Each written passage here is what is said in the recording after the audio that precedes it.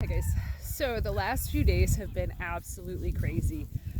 We actually did not have power for approximately 40 hours. So a few days ago, a pretty significant windy day came through and knocked down a massive amount of trees in the county that we live in, and it actually shut off power for I think our local power company's customers, like 75% of them, did not have any power.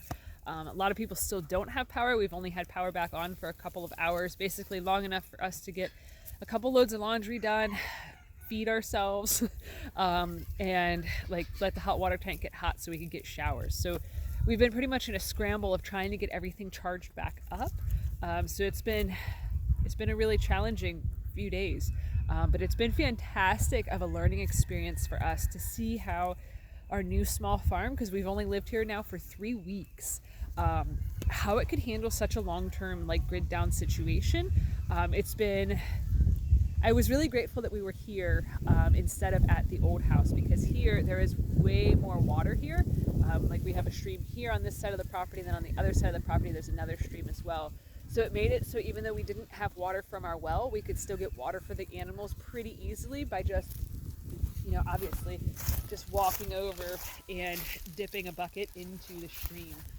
So it was more of just a pain in the butt because we just had to keep grabbing water and hauling it and going, up the hill to the house, up the hill to the barn and stuff. So I mean, it wasn't anything worth complaining about, except for we were glad that the power came back on, obviously. So in terms of water, it wasn't that big of a deal. It just kind of sucked. But like for the animals, they didn't even know anything had happened. The most intense part of it was because this house is heated completely with electric, we had no heat. We had not had a chance to get the wood stove installed yet. We had sort of just been putting it off until the fall because we're like, all right, we're out of the major cold period. We have some baseboard heaters. The furnace can work whenever it's relatively warm out. It only has problems when it's like below 20 degrees out and stuff. So we're like, all right, it's fine. Like we'll just wait till weather's better since we're gonna side the house a different material. Like we'll just do it later. That was kind of sketchy because on Saturday when the power was out for the entire duration of the day, the high that day was only like 40 or 45 degrees. So it was not very warm. It was pretty cold. Thankfully, our contractor friend Jeff, huge amount of gratitude for him. He actually came over before work and got the outside chimney installed on the house. So then that way we were able to go to the old house, which still does not have power. Our freezers are there. They're in the basement. We're just praying to God that everything stays frozen in them because like that's a lot of meat that we've raised ourselves. That would be a huge like devastating loss if that didn't stay good. So definitely cross your fingers, say some prayers, hoping and praying and everything. But so we ended up going to the old house Saturday, so that way we could get firewood from the old house because our old house is also heated with wood. So we had to go there, light a fire there, so that way it had some level of heat, and then bring firewood here. And then I ended up having to get the chimney installed here on the inside, which that was really nerve-wracking for me to do because I've never actually done that before.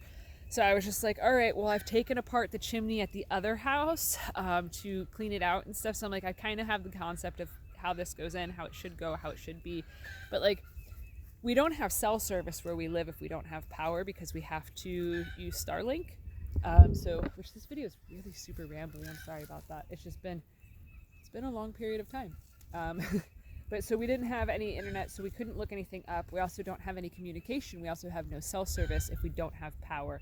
So that was something that was really difficult too because I had to really trust whenever I was doing the chimney stuff that I was just doing it correctly and hoping and praying that it all would work.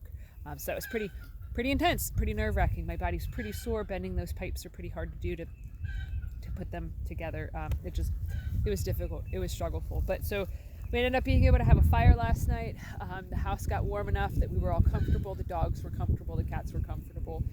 All of our farm animals, they didn't even notice that anything had changed because we were just able to easily haul water out of the stream for them. So they were thrilled. Everybody was fine. So yeah, it was pretty intense. And like the wind today is also pretty intense.